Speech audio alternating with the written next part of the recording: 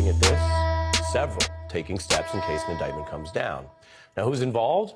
Well, it shows that authorities are eyeing this possibility, and it's in New York rather than, say, Georgia. The agencies include people and police that protect the New York court buildings, the NYPD, and then this. Look at this. Most interestingly, the U.S. Secret Service is involved in these preparations. They, of course, protect former presidents no matter what's happening, including if there's an arrest, a booking, a charge. So they're discussing these plans. All of this is a response to the reports we've seen, like that New York Times bombshell about a likely indictment. And it's a response to the way Trump's team also has publicly prepared for charges. They're attacking the DA. And happy Saturday, and welcome to The Deal. I'm your host, Ed Clark. It is Saturday, March 18th, 2022. No, 2023. You see, I'm all confused already, Val, because in the opening, we played a clip of Donald Trump. And you know the rule here is if we mention Donald Trump, we got to play a clip. Now we got to talk about it. However, oh, by the way, hey, and I still don't like your shirt, but we'll talk about that later. Okay. We played a clip of Donald Trump possibly being indicted on the way in. So let's start there today, Val. I have been having this dream. I had a dream way back when he came down the escalator that at some point he'd go to jail because I know he's a criminal. And now it's possible that he may be indicted. So let me quit playing around. Tell me, Val, what is the likelihood that Donald Trump is going to be indicted by somebody in New York, you know, one of them, and maybe even in Georgia, and what the outcome is going to be in the end? Well, let's take New York first, Ed. And let's say that the likelihood of an indictment in New York is very high. Because remember here, when we're talking about an indictment, we're just talking about an accusation. We're not talking about somebody going to jail the next day. I think it's very high, and the charges that they may bring against him won't land him in jail. These are more civil things here, misdemeanor-like. So not to worry, so to speak. However, because of the process, and that process needs to move forward, there will be things such as bookings, your photograph, both frontal and profile, with your number being held, fingerprinted, all 10 fingers, regardless of how short they are. And that will happen. And a lot of folks are waiting to see how that process works out. Donald Trump has never been here before in his life. He's always called all of the shots. He's determined which parts of the law he wants to abide by, if any, and he's gotten away with it. This is a monumental experience and happening in Donald Trump's life if he is indicted. Answer to your second question, the answer is yes, he probably will be indicted. He will probably go through the arrest process, and then he will be released because, again, this is not he's not being arrested for a capital crime or anything like that. So that'll work out. And there are a lot of people, Ed, like yourself and me, who will take a look at this and say, at least we've taken step one into dealing with this criminal in terms of having him arrested, having a mug shot taken, and having his fingerprints on file by the police department. So we'll see how that works out. But I do believe that come Tuesday or some other day, don't have to be Tuesday, that Donald Trump will be indicted. Look, I need for you not to be making me get my hopes up, because I've been waiting for this moment since, like I said, he officially started running for president. Because Val, Michael Cohen's already been in jail. He's already served time. When the indictment of Michael Cohen came out, and if you don't remember, Michael Cohen was Donald Trump's attorney, in air quotes. He was his concierge. He did everything that Trump needed to have done, including passing checks to porn stars to keep them quiet and harassing people so that they wouldn't talk about Trump until Donald Trump didn't need him anymore, and Donald Trump let him go to jail. And then Michael Cohen gets religion and decides he's going to talk and tell what happened. And a lot of people remember the famous hearing, probably the last one that we remember from Elijah Cummings, where he's talking to Michael Cohen, and Cohen is saying that Donald Trump is corrupt on every level, that everything they did was corrupt, right? And he still got a pass. He still was able to get by until just now. And now there's a possibility that he may be indicted. Val, just for this, I wore this special T-shirt today. It said, "This is a book." And this is a portrayal of Donald Trump in front of the church across the street from the White House, where he famously, tried to break up the protesters during the George Floyd thing. And instead, he came out looking like an idiot. So my friend Dave Kaminsky, so I have to give him a shout out. He made these T-shirts, and I'll post a link if you want to get one. And he has some other stuff on his website. So, Val, the thing about this is we're at a sort of inflection point here where Donald Trump could be indicted, but he ain't going to stop running for president, because being indicted, probably for him, he sees it as a way to solidify his base. So let's talk about that next, and then we'll move on. This will be the last thing we talk about Donald Trump for today. In an odd sense, I have a feeling that people will double down here. And he's already posted on his Truth Social today that people should protest if he is indicted. Just a few minutes ago, before we started recording here, he's already started posting to his people the same kind of message he gave about 1-6.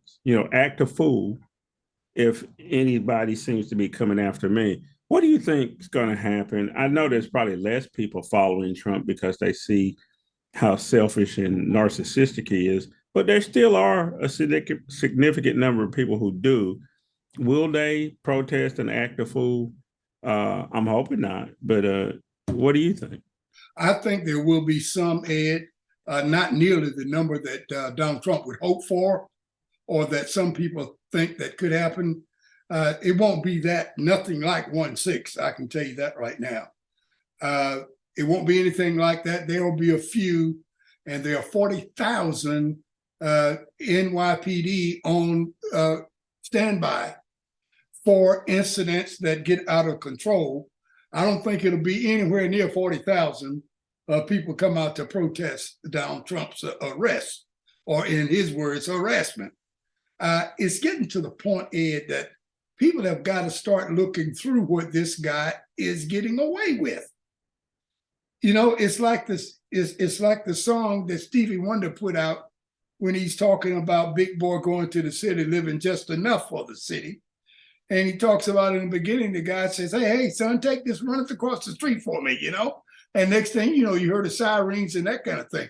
Well, in this case, Michael Cohen was the guy running the drugs across the street. Donald Trump was the guy that gave him the drug. He walks away free. Mike Cohen goes to jail, okay?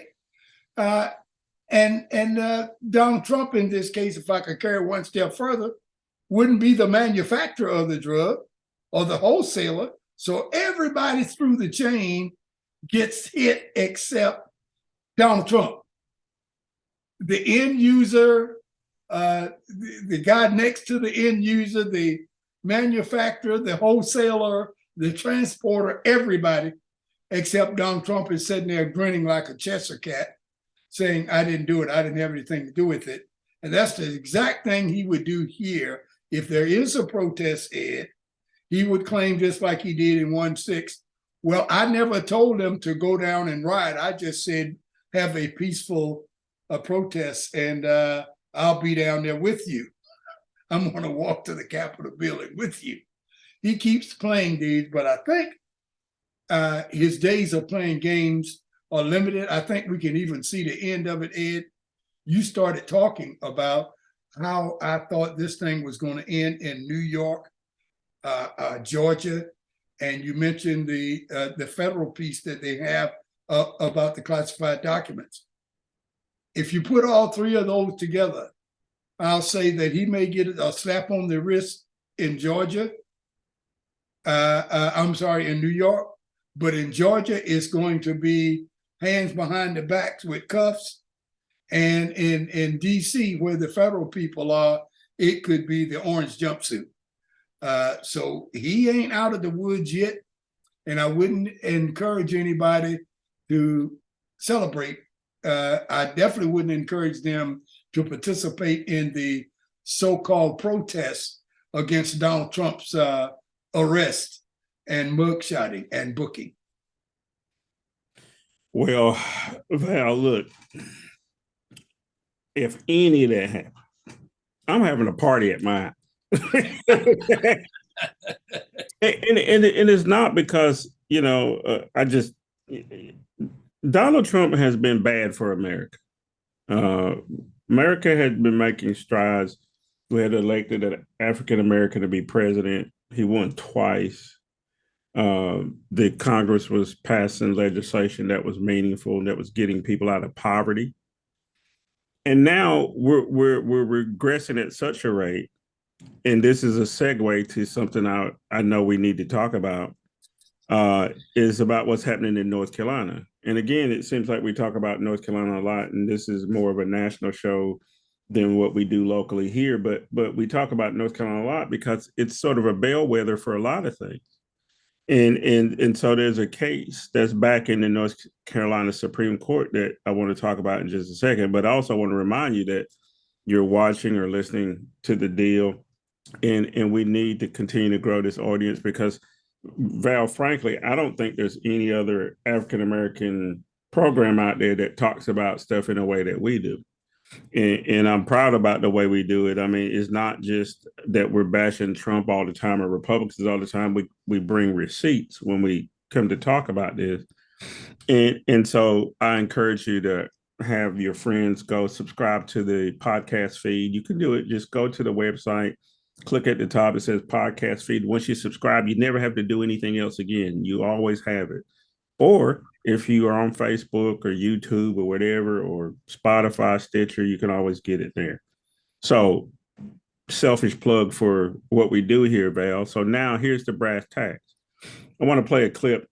This is Anita Earls, who is on the North Carolina Supreme Court, asking a question to one of the lawyers saying that the districts in North Carolina need to be reconsidered. Talk about the threshold question of what the presumption is in the posture that the case is in now, that is to say, on rehearing.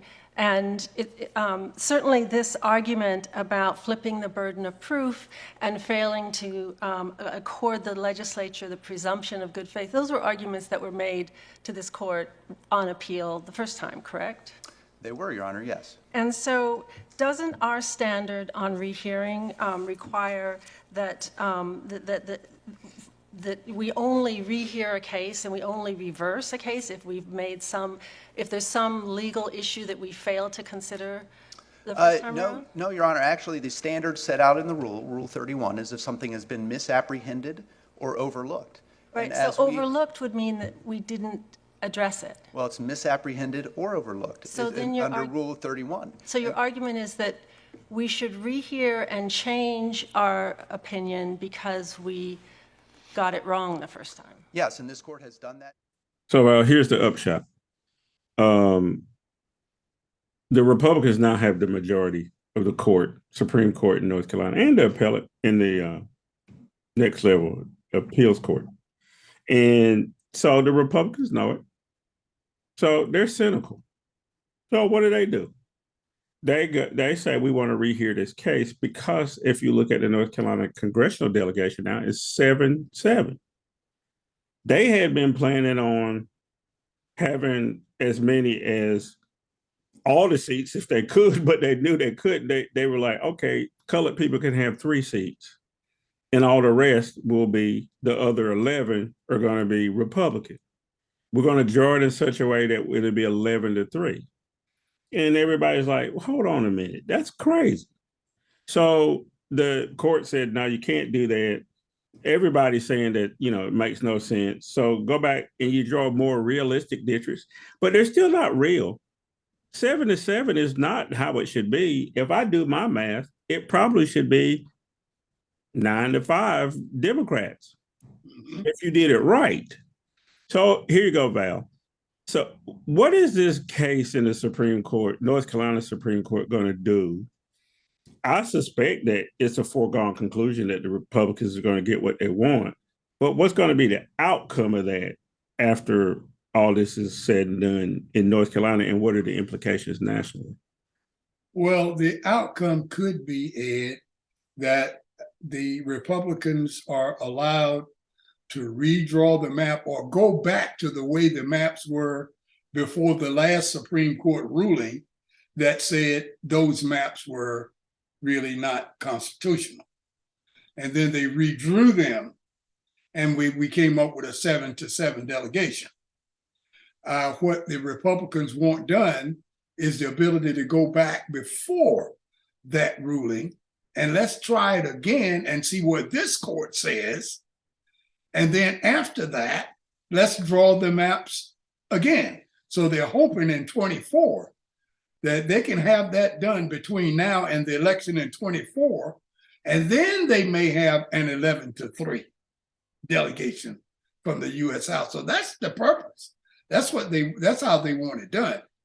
And in the meantime, there's another case called Moore v. Hopper. Now, let's not forget that would allow them the ability, just in case that the Democrats take over the Supreme Court in 24 or 26.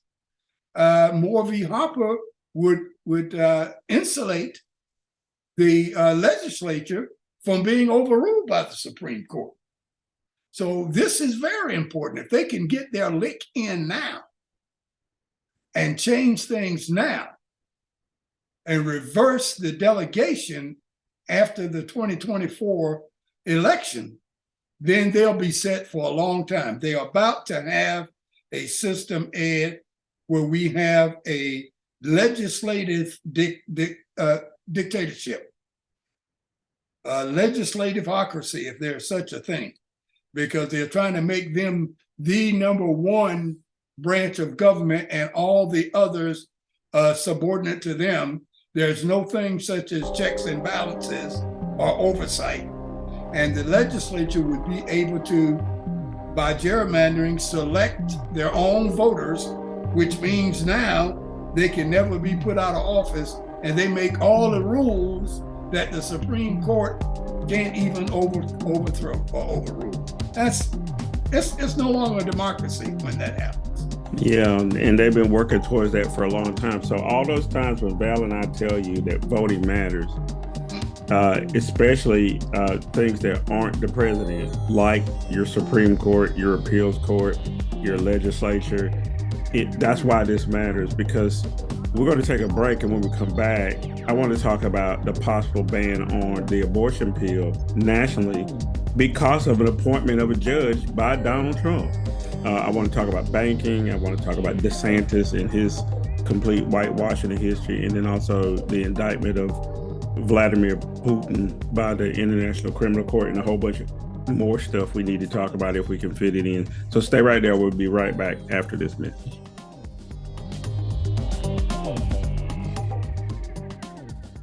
I've got 60 seconds to convince you that diabetes is a national epidemic you can't ignore.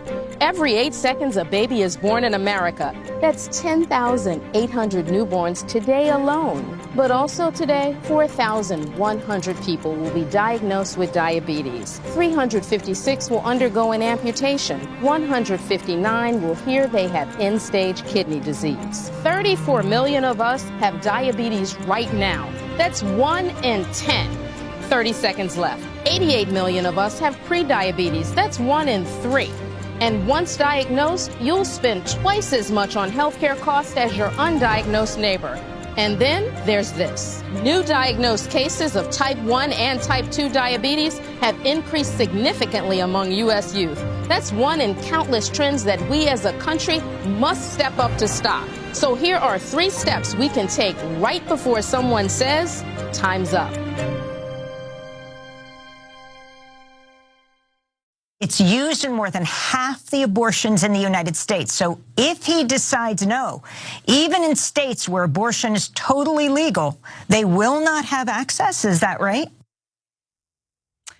The latest chapter of the right wing's fight against reproductive rights has to do with abortions that are done with the abortion pill. And now anti-abortion doctors are asking a Trump-appointed conservative judge to undo the Food and Drug Administration's approval of the drug that is used to terminate pregnancies. Now, they made that approval back in 2000, and the thing that's incredibly concerning about this is that while it will definitely have an impact on states that want to restrict abortions, if the religious groups get their way, if these conservative doctors get their way, it will have an impact on states where abortion is completely legal. And welcome back to our second segment of The Deal. I'm your host, Ed Clark. That's Val Atkinson.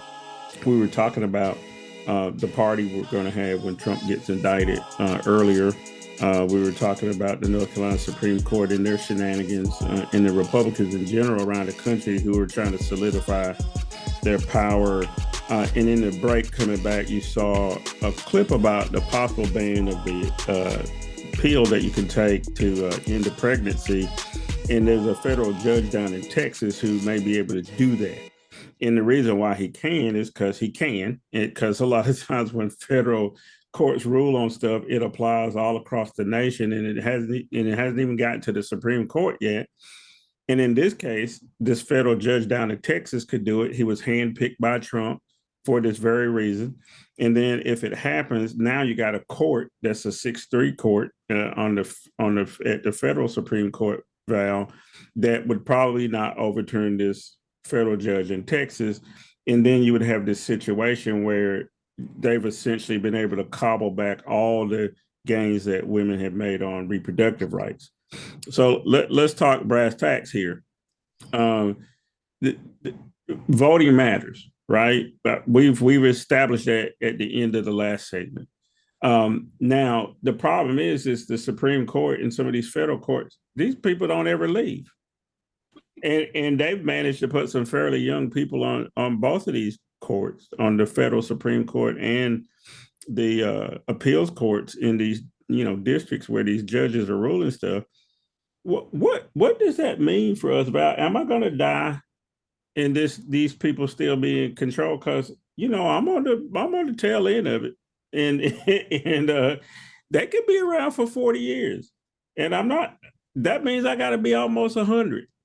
And I'm hoping to be there. But I mean, realistically, Val, how do you pull some of this back when they have managed to figure out how to get in every nook and cranny? They've gotten into, I use this example all the time, and I stole it from The Matrix, the movie The Matrix, when it was said, the Sentinels have breached the hull. They were inside. And these guys, these MAGA people, are inside of our government now.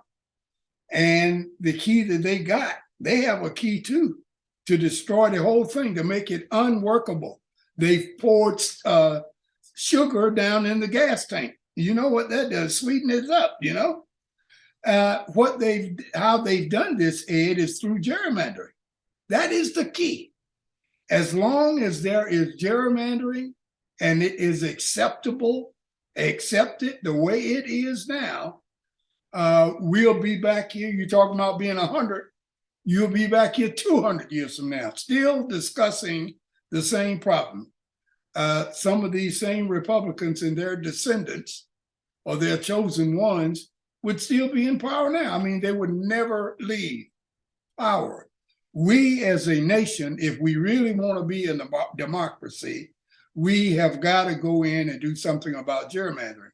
You can't sit horses. You cannot have a free and fair democratic republic and have your leaders being coming from districts that are gerrymandered. You can't have that. You can't. They don't sit horses.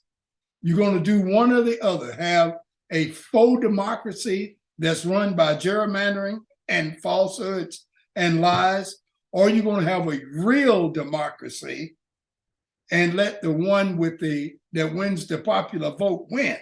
Just simply win. Republicans running for president have lost 7 out of the last 8 presidential elections. 7 out of 8 they've lost. And yet, out of those 8 elections that we've had, they set the president on 1600 Pennsylvania Avenue in 3 of those elections. It's crazy. So that's because of the Electoral College. That's because of gerrymandering. That's because of reapportionment, the districts and redistricting and all of those kinds of things. Until you deal with that, Ed, it doesn't matter. And I'll give you a good local example of that. You started by asking about voting. People who live in, I believe, and forgive me if I'm wrong, but I believe is House District number 23 in Wake County, North Carolina, for the state house. I believe that Rosa Gill had or has that election now. At one point when Dan Blue was in the House, I believe he had it. Republicans stopped running candidates in that district because they knew they couldn't win it, and they didn't want to give any publicity or hay to the winner of it. And it becomes the same thing. Once they draw the lines, they put all of the blacks in District 1, in District 4, and in District 12. And we got 14 districts in North Carolina, and it ends up being 11-3 because all of the blacks are in those 3 districts. And you can go to vote all you want, but you are going to win whether you voted or not. And you don't have a chance to vote for anybody else outside that district. So we got to do something about gerrymandering. That should be our #1 priority. What to do it, how to do it, and when to do it, I don't have the answer. That's up for the smart guys, the experts. But we better do something about gerrymandering, or people are going to look you in the eye and say, I don't know if it's going to be worth my time anymore to keep doing this, and the results are the same. We know the results of the election before the first vote is cast. They've already told us. So you've got to do something about gerrymandering, folks. Yeah, that's Val Atkinson giving us a wake-up call here. A very sobering reminder of, and it's not just, again, we talk about North Carolina a lot because we're here. It's the 9th largest state. A lot of money comes through North Carolina, a lot of things that happen nationally. Large corporations are based here in North Carolina. But the same for Texas. And the same for Florida, right? You know, so you're talking about 3 of the 9 largest states, North Carolina, Texas, Florida.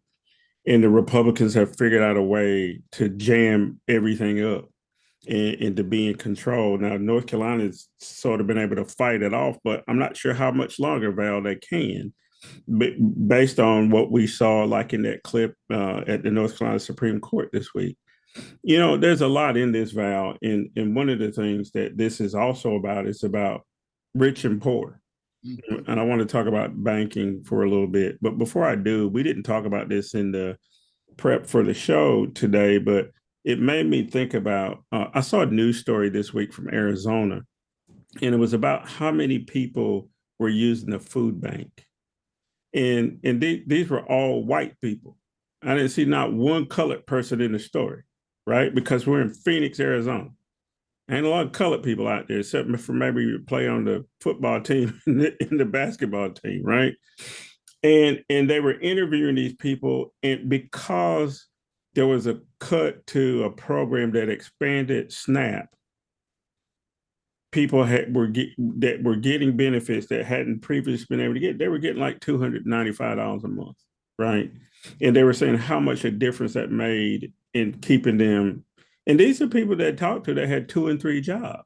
These weren't like lazy people laying around, and they certainly weren't inner city Negroes that white folks always want to point to as taking up SNAP benefits. I know I'm taking a long way around this, but I have a feeling that once white people figure out that they're the ones getting kicked in the shins, right? Poor white people, like these people that were standing in line at the food bank, there may be a little bit of a wake up. But Val, even with that, they still always out there protesting and voting against their interests.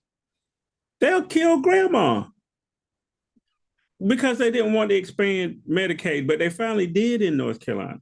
But it took 10, 12 years to do it. Grandma died in the time they could have had that done. What is in the psychology of that that allows them to do that? Because I think it's related to what we're going to talk about in a minute about banking. The psychology of it is Republicans figured out something a long time ago. It's dog whistles. It's about social economics, and it's about race. And they figured if they could get poor whites to feel that their culture, their livelihood, and their race was in danger, they could then go and have these poor people to vote against their economic self-interest. And they've been doing it ever since then. And they put them on bumper stickers, and they use 7-second sound bites. And they do all of those kinds of things to get to these people that they're trying to get to, while Democrats have been trying to, looks like they're trying to appeal to Phi Beta Kappas and Rhodes Scholars, PhDs, MDs, JDs, and through 2-inch white papers and all of this other kind of stuff. And it's falling on deaf ears. People hear you talking, but they've heard Fox News before they heard you talking. You know, they see what you are writing down on paper, but they've read the Washington Post before that, the New York Post, right? They've been inundated with the conservative right-wing ideology on all of these things. And the Democrats have lost badly when they've come up against Republicans trying to convince poor white people that, hey, you have a dog in this fight. You have skin in this game. It's you that they're using, because they're trying to separate you from people that you have economic solace with, and that is poor Black people or Black people in general. They're trying to tell you you are not him, you're better than him, and he's trying to take what you got. So you need to dislike him. And you've been falling for it for well over 200 years now, and it's time for you to wake up. Yeah. So that brings us to the other piece of this, Val, because that's a good way to frame that. The other thing that they've convinced us is that these rich folks who are up on Wall Street or either work at the Fed are trying to work in your interest, right? Whenever they talk about, oh, we're worried about the economy, and right now the economy is overheated because there was too much free money. People got money. Who got this money? Well, everybody. Everybody didn't get it. Certain people got it. And when they talk about everybody, they try to make it seem like the guy who's making $1 million a year as a trader on Wall Street is just like the guy that's making $10 an hour working at the drive-thru at Bojangles. They're not the same people. So here's a clip of one of the Fed bank presidents, and he's saying how all their policy is so we can get people back to work. Because I know you have an opinion on this about what they mean by getting people back to work. So let's look at that and we'll talk about it. We hear it all the time from Wall Street people that basically that prices are completely untethered from some fundamental reality. There is this idea on Wall Street that the Fed kind of has our back, and that because you may have well-intentioned policies that are trying to get everybody to work, there is this side effect, this unintended side effect of just kind of really helping the rich. That argument ignores the benefit to the poor. And if you're going to ignore the benefit to the poor, then we're only helping the rich. But of course, that's an incomplete analysis. When you actually sit down and say, well, let's go through the trade-offs of the choices that the Fed has, whether it's interest rates or it's quantitative easing, it's not just about Wall Street. It's not just about asset prices. It's also about thinking about the men and women in America who are trying to find work and who want to have higher earnings and who deserve higher earnings. If we are benefiting them by helping them find work and helping them have higher wages, I will take that trade-off. So, Val, this really smart guy who controls banking policy, he sits on the Fed board, says that, what we do is help the poor guy by making the rich guy richer. He says that the reason why we need to raise interest rates is that we have to take some of the jobs out of the economy and put stress on and keep people from buying stuff, the same stuff that we've been trying to convince them to buy at Walmart or on Amazon. So he's accusing the poor middle class of causing this problem by buying stuff because they were given money to buy it. On top of that, he says, well, it's going to be painful for a while. People are going to lose their jobs. None of those people on Wall Street or at the Fed are going to lose their job. They're actually going to make more money. Val, what is this, why we believe that people who run Wall Street and the Fed are special? Because as far as I know, Wall Street didn't start until like the late 1700s, and it basically was there to help with the slave trade business and insurance and banking. And then the Fed came about. It's not a federal agency, but it sets monetary policy. They set monetary policy so that gap that Ronald Reagan talked about when he talked about a high tide rises all boats and all, that gap between the rich and the poor, they want to keep that the same. That's what the Fed does. If the Fed doesn't step in, rich folks start sliding down, and now that gap between rich and poor is not as big as it used to be. That's problematic because that's one of the greater motivators for participating in capitalism in the first place. You want to be better than your neighbor. You want to have more than your cousin. You want that money to convert into power so you can have people to carry out your will and do what you want. And you don't have to do what you don't want to do. That's what the Fed is there to do. It's called a Ponzi scheme. It would be called a Ponzi scheme if it weren't legal. Bernie Madoff found out that there's a difference between a real Ponzi scheme and one that is not legal. A real one is that what they do on Wall Street, and one that's not legal, you go to jail for, okay? But that's what the Feds do. The Feds, they'll get in, raise rates, make it tougher to borrow money, right? Now your mortgage goes up. They have to lay off people because there ain't enough people coming in, and that gap stays the same. One of the other things, Ed, that they don't talk about is when you give money to rich people through tax breaks and that kind of thing, and allow them to do things, what are they going to do with it? Juxtapose that against what happens to money when you give it to poor people. They spend it, every dime of it, every penny, because they have needs. They have to buy things. They have to buy commodities. They have to buy things that are recurring, such as food. That's a recurring purchase. They have to buy equipment and supplies and those kinds of things. Give money to rich folks. They got enough yachts. They got a fleet of Mercedes, right? They have all of that they can use. So what do they do with that money? They take it to Wall Street and they gamble with it. They invest it over here, they invest it over there, and they lose money sometime and they make a little bit more, but it doesn't matter. They're going to do the same thing with the more money they made that they did with this money that they had that they got in tax breaks. They're going to go gamble with it more. That's all they're going to do with that money. And when they become a little bit successful, then you may see a little easing and see some minimum wages go up, see a couple of people get hired. That's because they invested in a company that worked.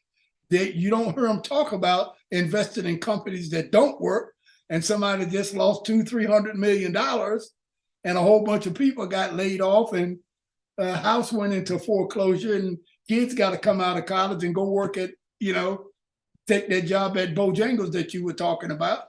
That was a kid that was in his junior year of college, and his dad lost his job. His mom lost her house, and he's got to go work there. They don't tell you about that part of it. Well, I suspect they don't care about it either. Like I said, it's basically they're saying that, rich people should determine how comfortable the lower class is. Hey, Val, I want to talk some more about this. Let's take a break. When we come back, there's some other pressures that are going on, like over in Europe and France, some stuff is going on.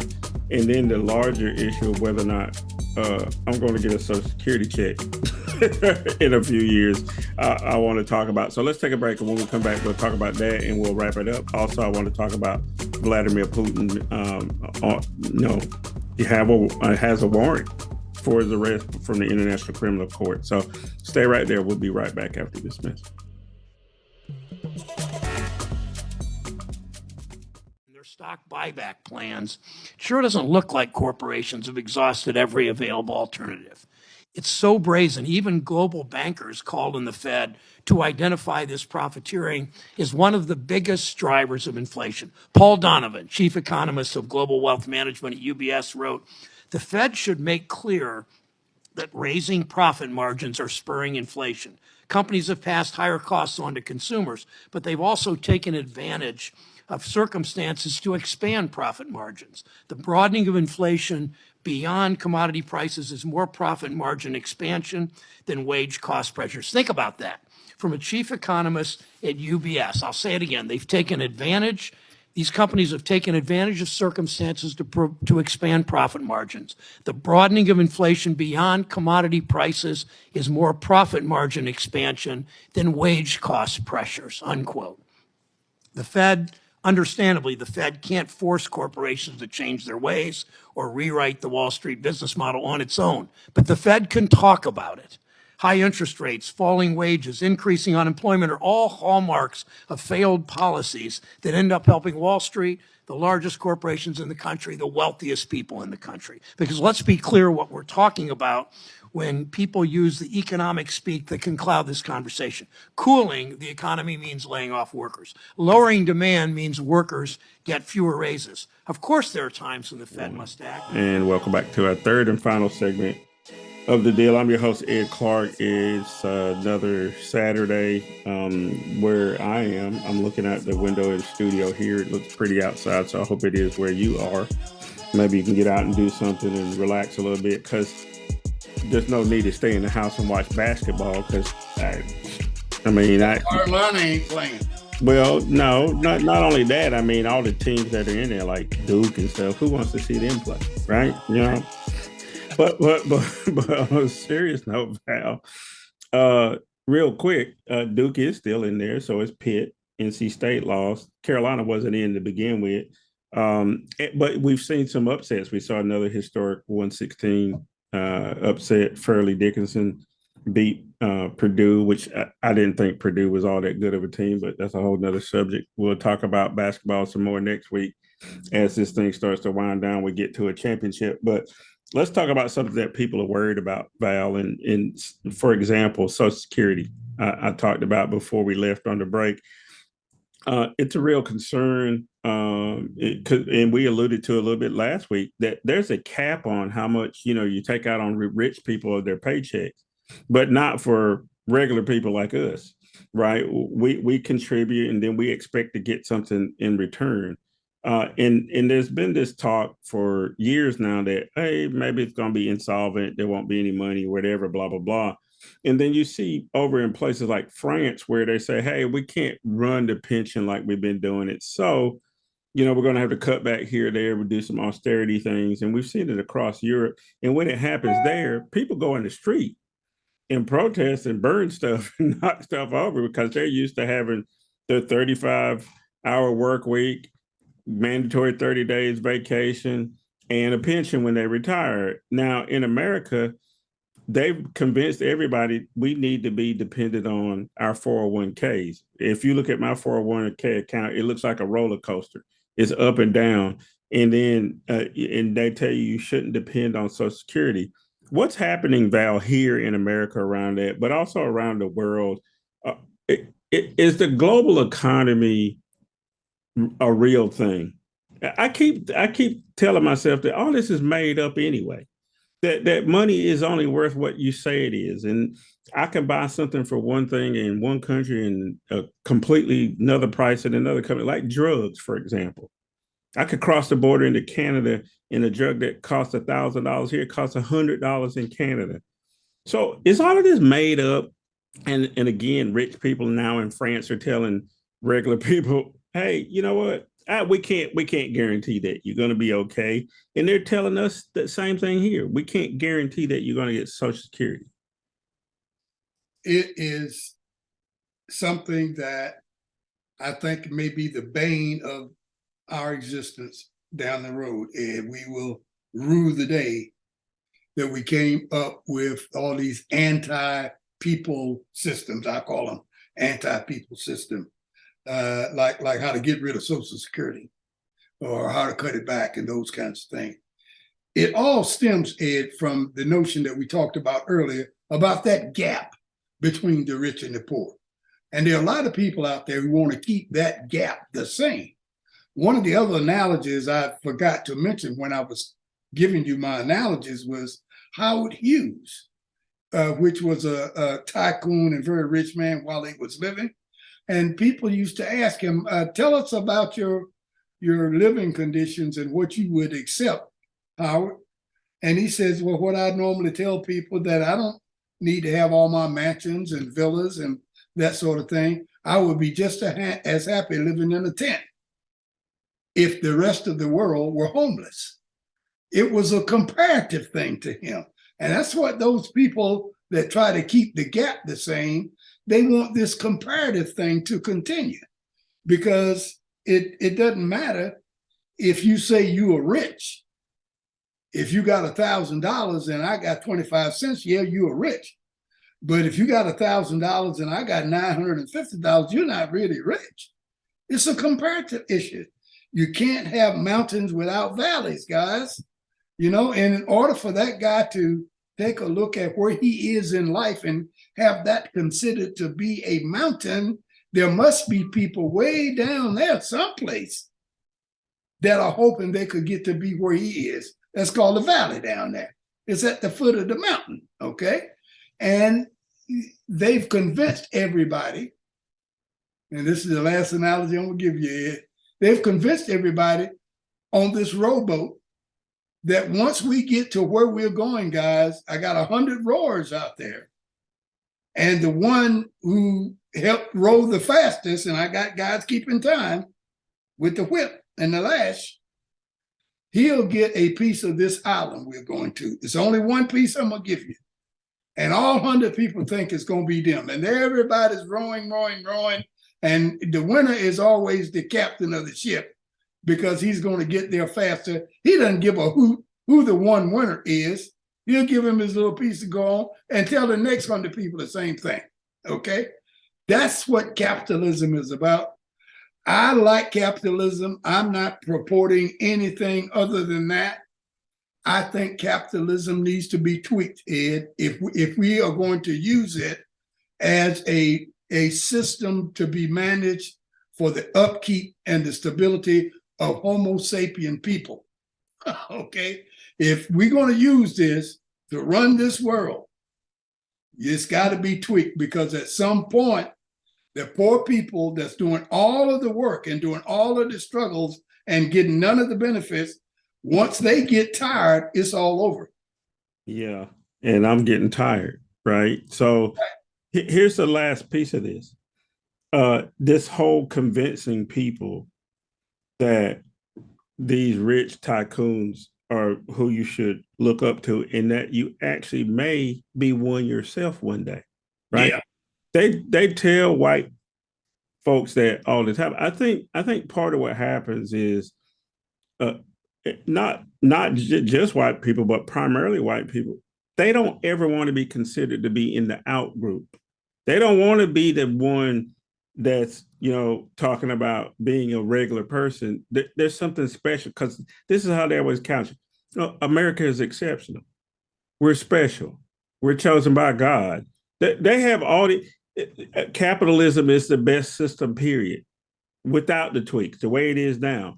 And the state religion of white Jesus, I'm just going to be honest.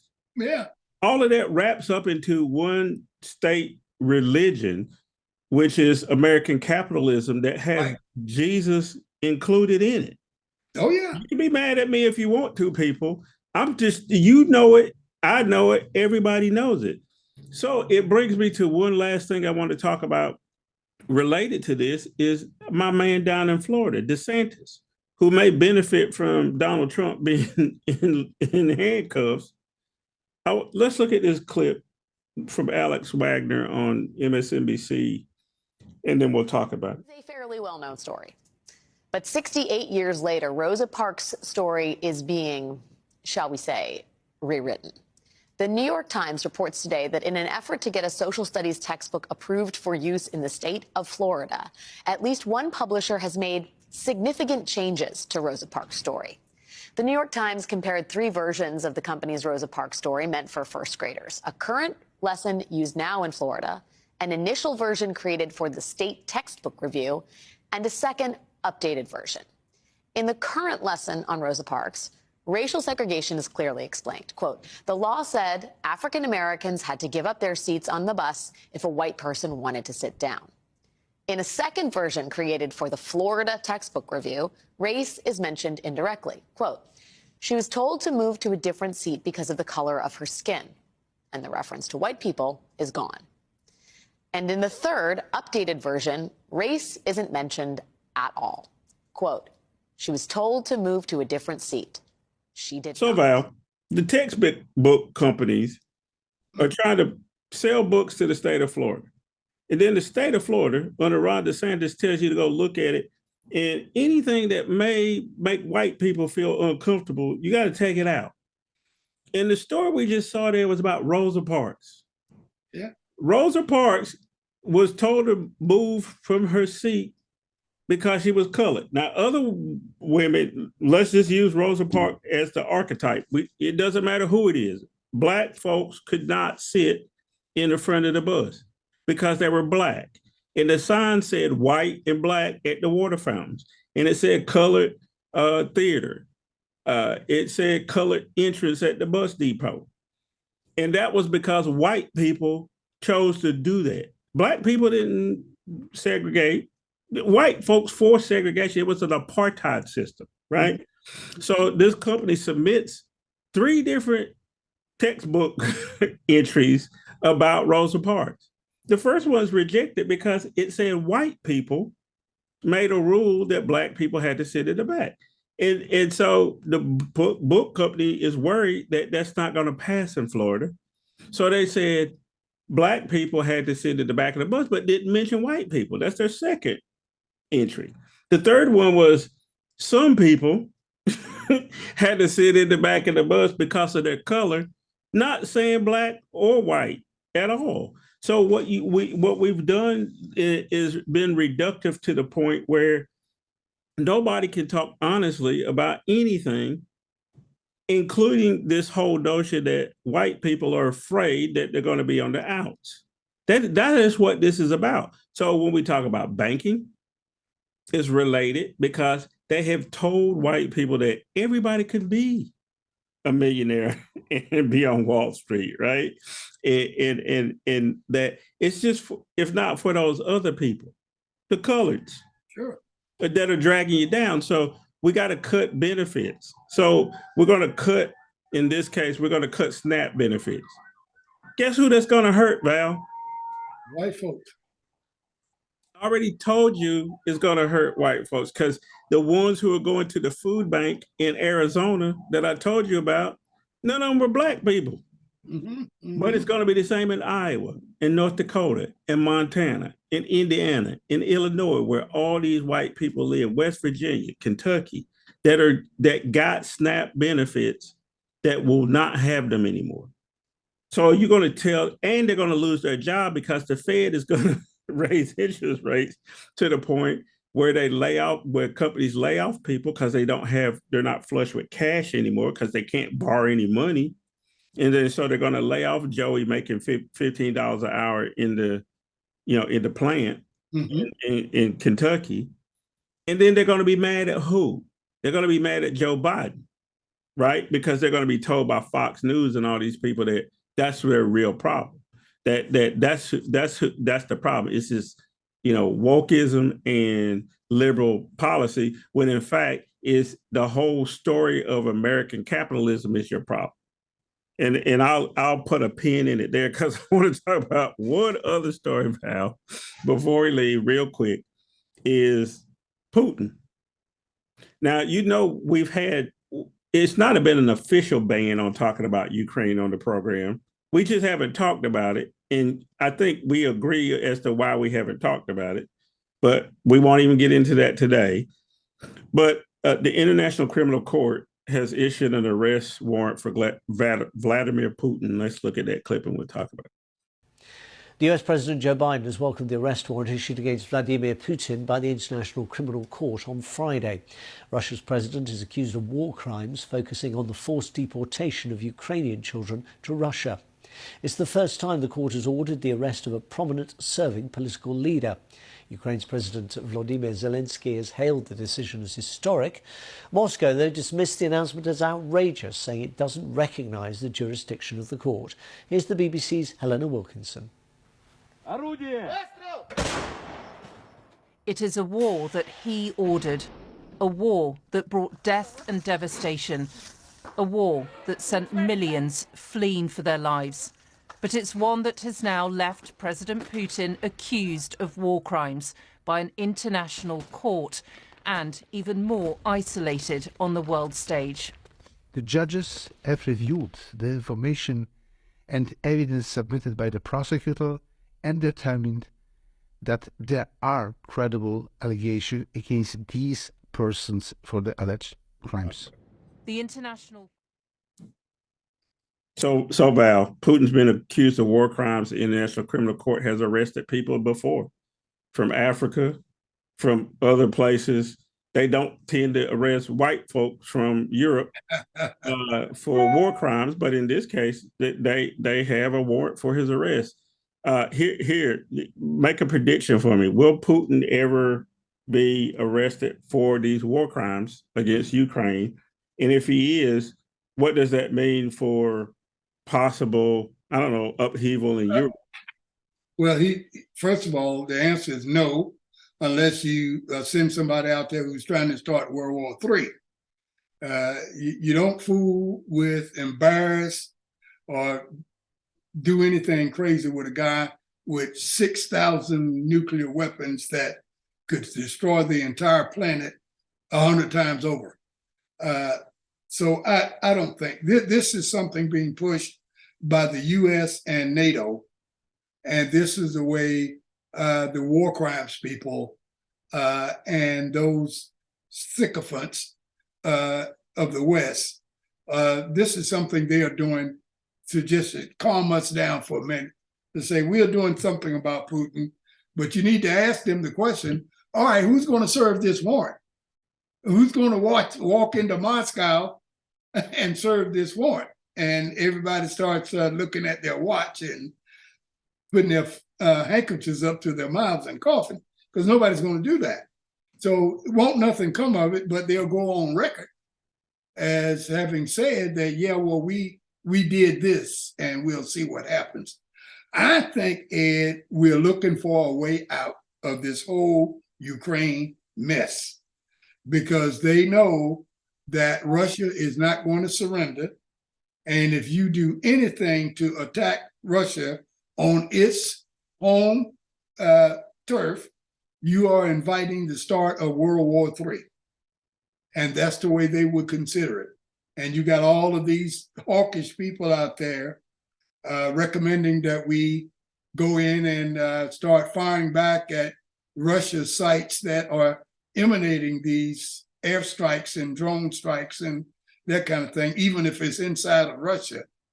Attack them at the on the sea and every place else. You're starting World War III, and they don't seem to care about that. But we'll see what happens with that. But to answer your question straight up, no, I don't think anything will come from the warrant that's been issued for Vladimir Putin. Yeah, me either, Val, because I think there's too much in it. There's a lot of idiots in the world, though, so you never know what could happen. Right now, the Republicans do have control of the House. They can't go off and declare war or anything crazy like that, but they actually like a lot of them on the right actually like Putin. So go figure what's going to happen. I don't know. But in the meantime, before we get out of here, I do want to have a programming note. Tomorrow, March 19th, on Foxy 107, 104 on Connections, Annette Taylor, who is in charge of trying to deal with the digital divide in the state of North Carolina, getting internet service to rural areas and all those kind of things, is going to be on the program. So we're going to talk about what the state of North Carolina is doing, what Roy Cooper's plan is to try to make sure there's broadband internet across the state of North Carolina. His goal is 95% of all people in North Carolina would have access to a broadband internet. And there's some money available, not just in North Carolina, but in other states as well. So if you live at a certain level, Val, you can get a discount on your internet service. And that came out of the COVID relief money.